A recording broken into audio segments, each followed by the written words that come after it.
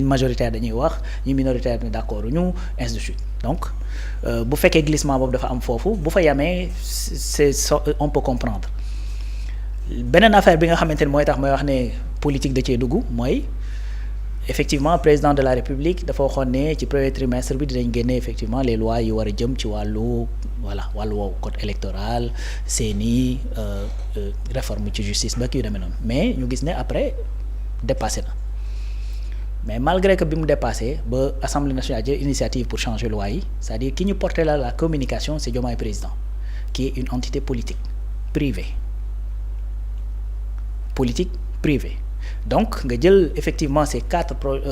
avant projet nga jox ko une entité politique privée pour mu porter la communication c'est-à-dire ku def loolu yaa politiser le dossier parce que présidence am na li nga xamante ni mooy porte-parole présidence am na un conseiller juridique boo xamante ni moo fa nekk ci rédaction bi et tout ça la première fois bi nga xamante ni ñi ngi wax ci wàllu réforme yii nii ñuy wax ci wàllu justice c'est-à-dire Alpha Ndiaye est parti à la RTS dem def fa plateau wax porter le message donc xam nañ ni canevas boobu la ñu war a jaar su fekkee dañ ko war a institutionnaliser mais comme dafa waroon glisser sur le plan politique parce que tout simplement la majorité Pastef bi nekk à l'Assemblée nationale jël na les devants ben effectivement ñu ne ko kon na neex waaye yàlla tu vois donc c'est ce qui s'est passé loolu moo dugal politique bi ci biir yëf yi léegi nag pour Pastef d'aucuns vont dire même effectivement ñi nga xam ne dañ nekk Diomaye président même le président de la République ci interview bi loolu la wax c'est-à-dire ñoo bokk lépp je vois pas pourquoi ñu war ñu court-circuiter c'est le mot qu'il a utilisé court-circuiter donc moom jàpp na ne effectivement dañ koy defal dëgg sarax court-circuiter nag en général ki nga xamante ne da ngay jàmmaarloo moom sur le plan politique peut-être moom moo lay def ay galgal comme ni ko Abdoulaye Wade doon waxee maintenant bi nga xamante ni Pastef génne na loolu ñu jàpp ne dañuy court-circuiter sauf que Pastef c'est-à-dire c'est 27 jours après le 31 mars ci la ñu génne la proposition 27 jours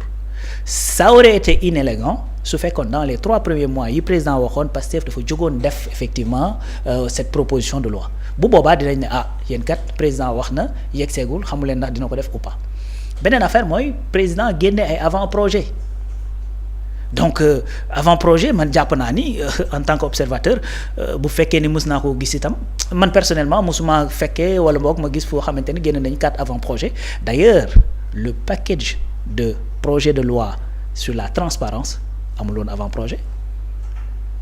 mooy projet yi nga xamante ne def nañ ko ci déclaration de patrimoine OFNAC accès à l'information ak les lanceurs d'alerte il y avait pas d'avant projet tu vois donc bu fekkee ñëw nañ ba fii situation bi am après nga génn avant projet ben les gens sont en droit nag poser wu des questions président li muy def nii lan la ci jublu et d'où le mot dilatoire xam nga gars yi ne effectivement c'est pour gagner du temps léegi nag li factuel te wóor mooy l'Assemblée nationale dafa am ay prérogatives te Assemblée nationale dafa am doole du n'importe quel kuréel parce que ña fay dem suffrage universel moo leen di yóbbu et que contre-pouvoir la d'ailleurs moo tax ñu jox ko la prérogative di voter ay lois mais également de contrôler l'action du gouvernement moo tax ñu jox ko prérogative boobu beneen affaire mooy l'Assemblée nationale am na la capacité voter loi jàllale ko sans le président mais président mënul loolu président bu amee projet bu jàllul assemblée mënu ko yóbbu conseil constitutionnel n'est-ce pas donc loolu effectivement il faut que dafay wane dayoo bi nga xamante ne assemblée am na ko maintenant nag bu fekkee ni le débat bi jóg oui pour Ousmane Sonko la et cetera ak yu demee noonu su doon dëgg la te c'est pas vrai parce que Ousmane Sonko son éligibilité amul benn lu ko gàllankoor bu fekkee dañoo jël li nga xamante ni mooy naka la tuddati la condamnation définitive déjà en janvier 2029 day mat 5 ans même su fekkoon loolu da ko tëgg mais effectivement pour être éligible il faut être électeur Ousmane est électeur kon moom amul problème éligibilité mais même su fekkoon ni loolu dëgg la comment tu peux aller combattre wër réew mi yëpp pour am 130 députés pour nekk dans une situation boo xamante ni politiquement dafa inconfortable te mën koo régler doo ko régler ça n'existe nulle part dans aucune démocratie tey boo demee aux États-Unis le fait que Trump di reyante pour am effectivement ay sénateurs en nombre c'est pour que bu indee li nga xamante ne moom la bëgg budget comme bi mu bëggee yokk budget armée bi ñu mën ko koo jàllaleel parce que bu fa nekkee en minorité bu ñëwee gars yi dañ naan ko jàllalewuñ ko n'est-ce pas donc même su fekkoon dëgg la ben c'est de bonne guerre parce que keneen ku mu doonoon tu vas utiliser loolu le régime de Macky Sall bi mu fi nekkee di def loi d'habilitation ben c'est parce que dafa am majorité mais ñi fa ëppoon dañu bañoon ne du fi jàll donc boo amee une majorité il faut que ça serve à quelque chose d'autant plus que loi bi li muy def mooy ibbeeku na ñëpp bokk donc en soi effectivement Assemblée nationale dafa am prérogative pour voter cette loi et que après li nga xamante ne moo ci dugg comme ay réponses politiques et tout ça man jàpp naa ne ça vient de Diomaye président président ci boppam moo jël l'option de dugal ci politique en prenant les avant-projets jox ko coalition ba nga xamante ni moom la nekk le président d'honneur pour ñu ñëw porter la communication. dafa am ñenn ci nga xamante ni ñooy opposition bi parce que ñoom itam am nañ seen kàddu ci mbir mi yi jàpp ni ci biir réforme bi wala boog modification bi dafa am lu ñuy woowee rétroactivité des articles yi nga xam ne ñeel na L29 ak L30 ñu jàpp ni rétroactivité boobu noonu le fait que gars yi évoqué ko ci biir dafa anticonstitutionnel bu ñu jëlee ci wàllum yoon ndax da ngay partager idée boobu itam. pas du tout pas du tout xam nga pourquoi je partage pas benn. xam nga déjà dañ ne opposition bi dañ def un coup politique c'est vrai hein c'est quelque part mën nañ ko sax considérer comme un coup politique puisque y a deux frères yoo xamante ne dañoo nekk di jàkkaarloo en fait ñun on va pas dañuy toog croiser les bras seetaan leen après ñun ñu jël ramasser li nga xamante ne moom mooy ay gains politiques daal di renvoyer li nga xamante ne mooy président de la République mais c'est tout simplement parce que la loi n'est pas anticonstitutionnelle su fekkoon loi bi anticonstitutionnelle na cette victoire duñ ko jox président Bassirou Diomaye Faye parce que mën naa ko tuddee victoire ndax dafa am une opposition politique bu am donc su fekkoon ne dafa anticonstitutionnel président bu demee à l'Assemblée fële ca conseil constitutionnel bu ko fa yóbboo conseil constitutionnel mën na ko rejeter maintenant loolu bu fekkee ne opposition dafa amoon cette opportunité yóbbu ko conseil constitutionnel du xaar président Bassirou Diomaye Faye di ko def jamais donc si promulgation bi lañ bëggoon jàll xool ndax dana promulguer wala du promulguer mais pas effectivement pour que ñu attaquer ko fële ca conseil constitutionnel moo tax boo xoolee.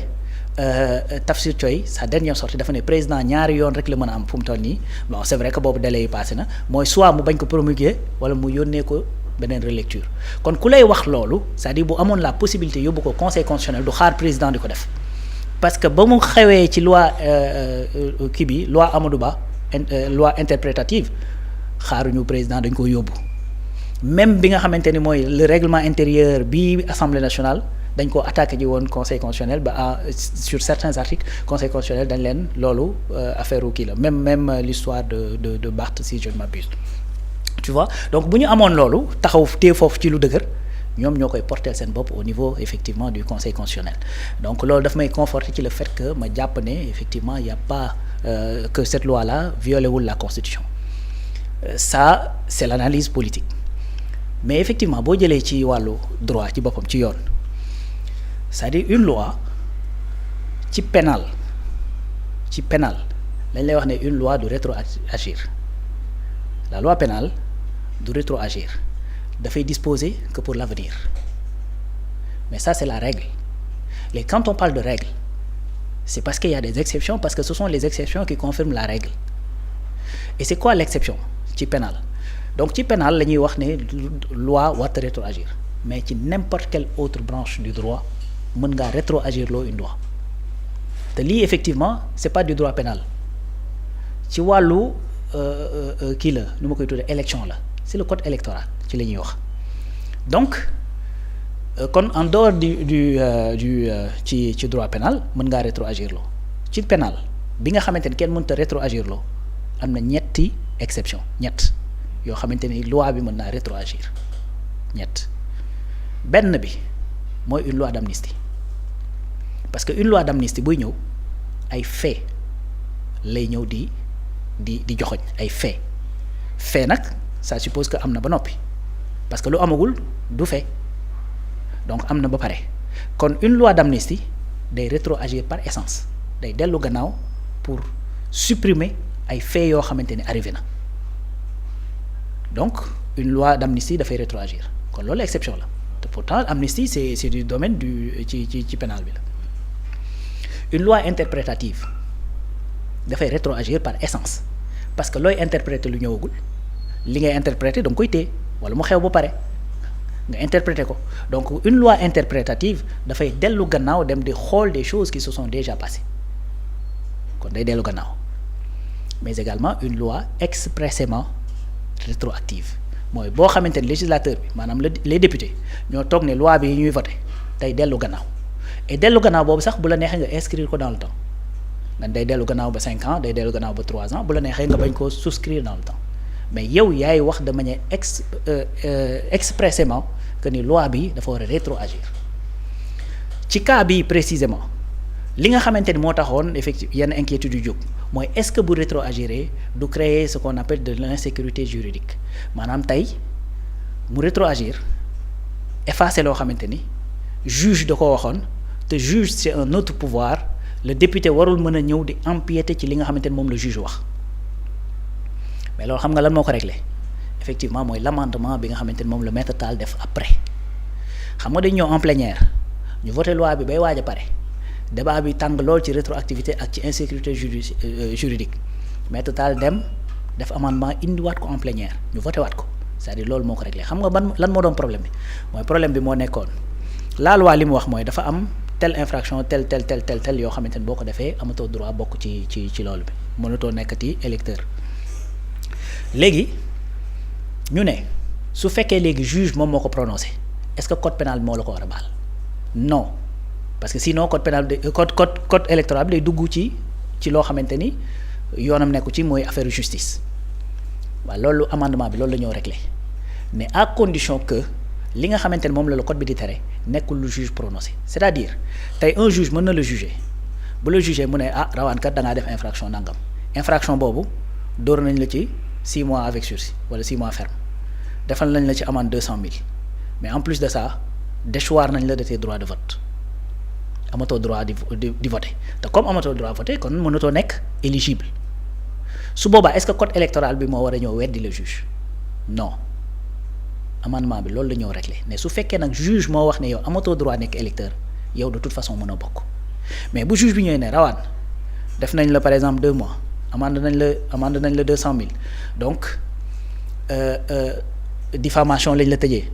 dañuy dem mu yem foofu waxul ni yow amatoo droit bañ a voter mu yem foofu tëj nañ la amende nañ la dañuy dem xool code bi ndax code bi dafa wax ni ci yii nga xamante ne bu ñu la ci tëjee ci la bokk doo mën a bokk su ci bokkul par exemple muy diffamation dañ naan la de toute façon même bu ko juge bi waxee mën nga ñëw bokk parce que lii ci affaire élection la par contre su bokkee ci yi ñu lim mooy comme ay escroquerie détournement de deniers publics et cetera même bu fekkee juge waxul ne yow amatoo droit voter mënoo bokk ci ay élections te loolu xel mën na ko nangu mënoo détourner les deniers publics de ce pays là ba pare bëgg a dem concourir à des élections loolu xel mën na ko nangu mënoo nekk un escroc ñu jàpp la condamné la ci escroquerie nga bëgg a ñëw daal di briguer par exemple pour yor mairie bu boobaa effectivement loo fa def ña la bàyyi nga bokk ñoo ko teg sénégalais yi c'est-à-dire c'est ça qui s'est passé mooy que ni cette rétroactivité là lu mën a nekk la ci code bi te lu ñu jëmmal la ci code bi te li tax attaqué wuñ ko conseil constitutionnel c'est parce que l'opposition sait pertinemment que effectivement violé wul la constitution moo tax jëluñu affaire bi jox ko ki nga xamante ni moom mooy président ba ndax buñ ko xamoon dañ koy porter seen bopp.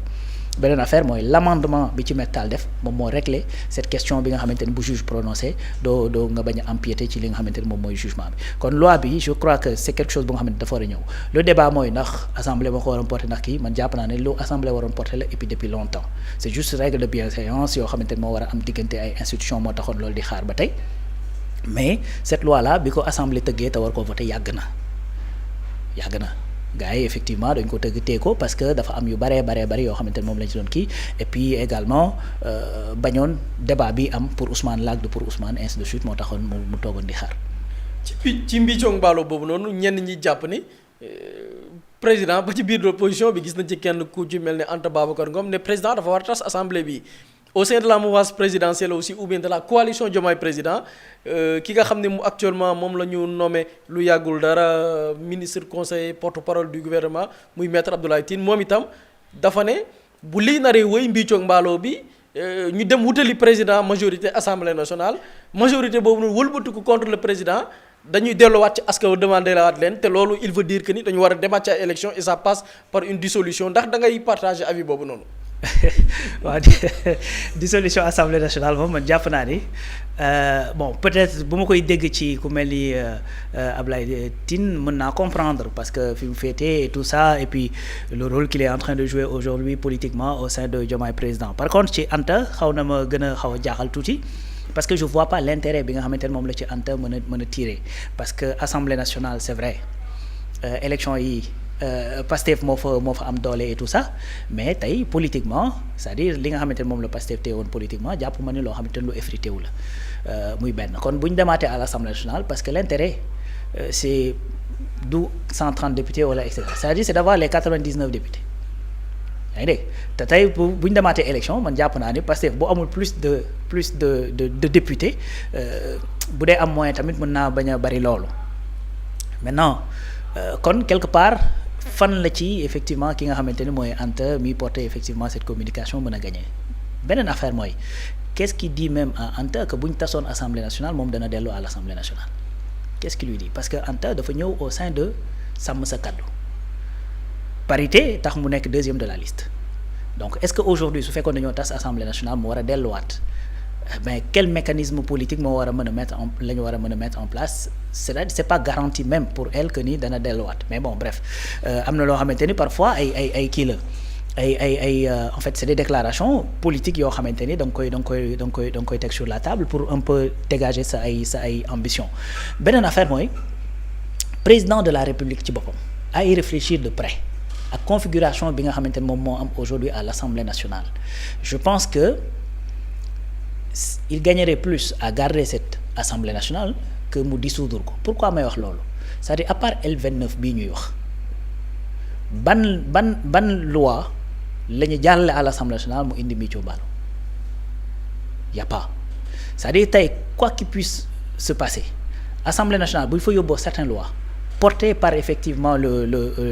l'exécutif ben Ousmane Sonko est au sein de l'exécutif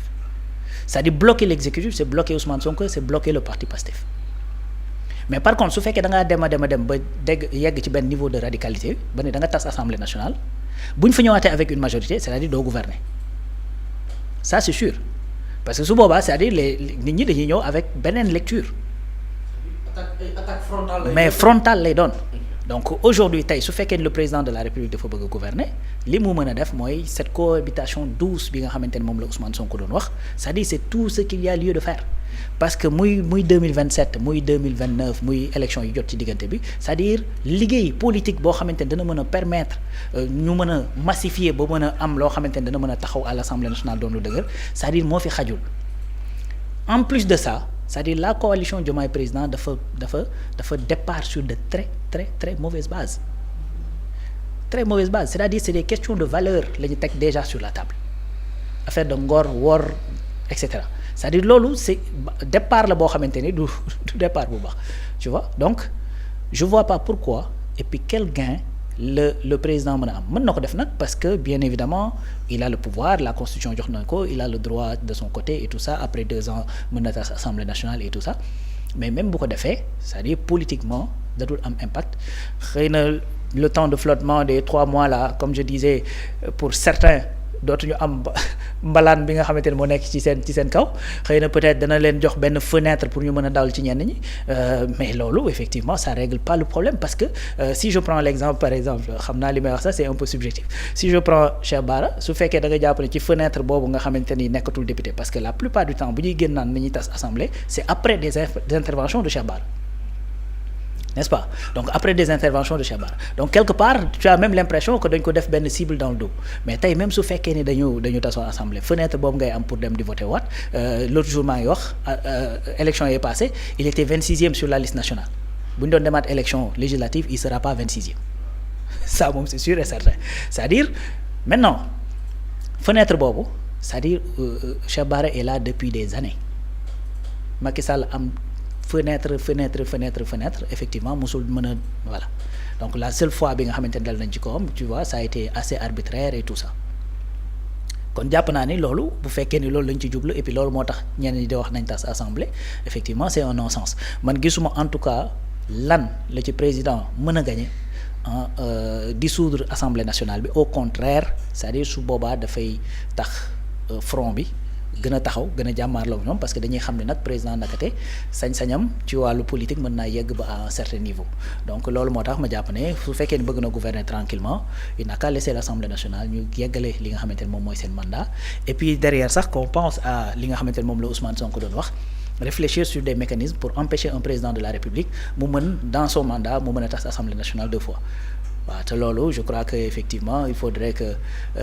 législative bi réfléchir ci bu baax a baax teg ay mécanismes yoo xamante ni dana mën a tax ba nga xamante ni président du au gré de ses forces de ses faiblesses di mën a tas Assemblée nationale. tas Assemblée nationale moom c'est vrai que je veux même pas donner l'exemple parce que bokkul ak Sénégal mais tey boo demee effectivement fële ca Congo Brazzaville c'est-à-dire quand Pascal Lissouba a décidé tas Assemblée nationale parce que tout simplement dafa amoon faiblesse ben après li nga xamante ni moom la jur derrière c'était que des catastrophes yu enchaîné wu jusqu'à ce que muy quitter le pouvoir donc et puis ni muy quitter pouvoir c'est suite à ay xeex ay guerre ak yu demee noonu c'est vrai que c'est pas l'exemple boo xamante ni mën nañ ko jël méngale ko ak Sénégal mais c'est juste pour dire que ni parfois mën nga faible à l'Assemblée nationale mais boo ko tasee mën nga créer sa bopp beaucoup plus de problèmes et de blocages Emmanuel Macron voilà donc bi mu nekkee effectivement en minorité à l'Assemblée bi mu tasee Assemblée bi dem gars yi bi ñu ñëwee dañoo ñëw avec beaucoup plus de virulence ministre bu mu fa indi ñu premier ministre bu mu indi ñu wàcce ko le budget bloqué pendant des mois et des mois donc loolu la léegi parce que gars yi bu ñu ñëwaatee dañuy ñëw ak voilà ak dañuy gën a ñëw ak hargne quoi.